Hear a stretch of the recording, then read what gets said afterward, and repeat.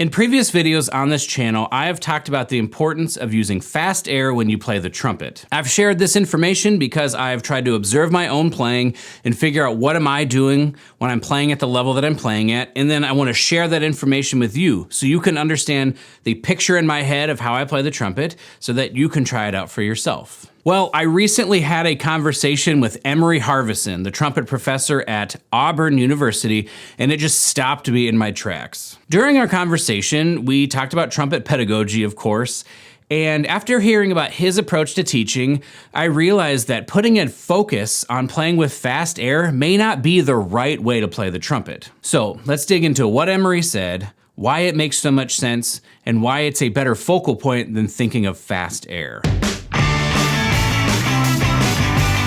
During the week of October 14th, 2024, the Alabama Symphony Orchestra traveled to Auburn University to play the score to The Wizard of Oz alongside the movie being projected on a screen. Emory was hired to play in our section, and during our first rehearsal, Emory and I made plans to go get lunch and get to know each other a little bit. During our lunch, being the perpetual student I've kind of turned into, I asked him about his pedagogy, and specifically, are there any pillars or principles that he shares with all of his students. A lot of what Emory said were things that I also valued, even though he maybe said them slightly differently than me. But there was one thing he said that I disagreed with, and that's that he encourages his students to play with warm, slow air when playing the trumpet. When I heard this, I thought to myself, no, this is wrong. You want to play with fast air.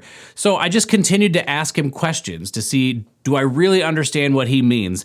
And throughout this process, I had a light bulb moment, and I actually realized not only do I agree with Emory on this, but I actually play the trumpet the way he's advocating for. Let me explain.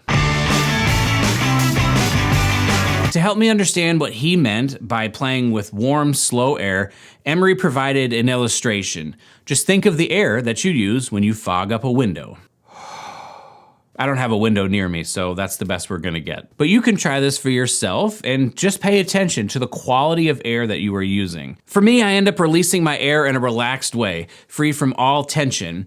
And Emory believes this is, for him and his students, the best way to play the trumpet, with very little tension and with freedom. What took me a second to realize is that I actually do play the trumpet this way, with this kind of relaxation, but when I funnel it through a focused aperture, the air gets compressed, it speeds up, and it becomes that fast air that I advocate for, that's energetic and excited and creates brilliance.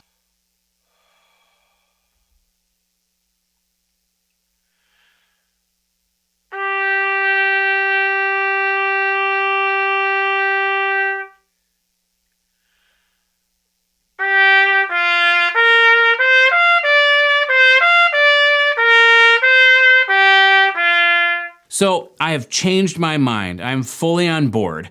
I now think that focusing on using relaxed air that you would use to fog up a window, instead of thinking about fast air, is a superior way to get the desired result we want. Let me tell you why.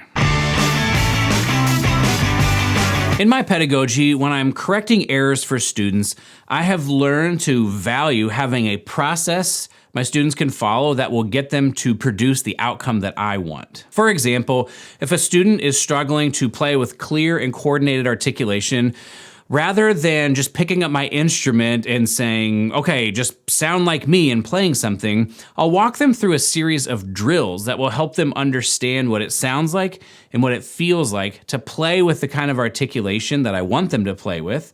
Then I'll assign them a series of exercises that will allow them to explore playing with that sound of articulation, playing with that feeling of articulation so that they can develop this skill more reliably. I do this for two reasons. One, I think it's an efficient way to get them to sound and do the things I want them to do.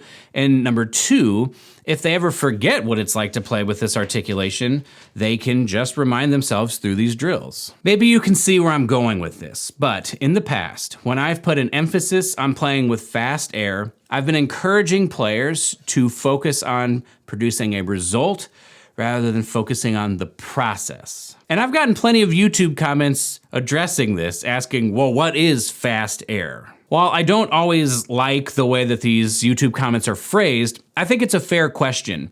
And if I'm being honest, it is hard to describe what fast air is in a way that makes it so others can replicate it. That's what I like about this conversation with Emery, is that thinking about using relaxed air is just something that's much easier to reproduce that people will understand. Emery also pointed out that encouraging players to play with fast air can often have an unintended side effect, which is that in an effort to play with fast air, players will force things or try to push the air out, which can cause excess tension. So, focusing on playing the trumpet with air that would fog up a window, and then learning how to funnel that through a focused aperture seems to me to be the way that we can play the trumpet with little to no tension and total relaxation, while also playing with fast enough air that it's energetic and we're gonna be able to get the vibrant trumpet sound that we want. So whether I'm playing soft,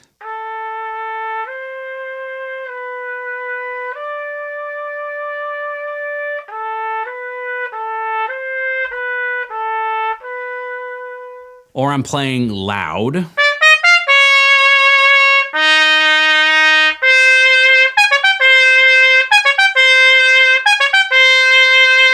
I can maintain a healthy amount of relaxation and minimize tension, which is going to maximize efficiency and resonance in my trumpet sound. As knowledgeable as I am about the trumpet, I don't have it all figured out, and I'm always trying to learn and test ways that I can communicate information more effectively through my teaching and on this channel. I'm very grateful to Emery for giving me this light bulb moment, and to many other conversations I've had with many other people where I've learned and grown so much so that I can be the best performer, the best teacher, and the best YouTuber that I can be. If you want to check out a video of me going over those series of drills for clear and coordinated articulation, go ahead and click the video on the screen, and we will see you in the next video.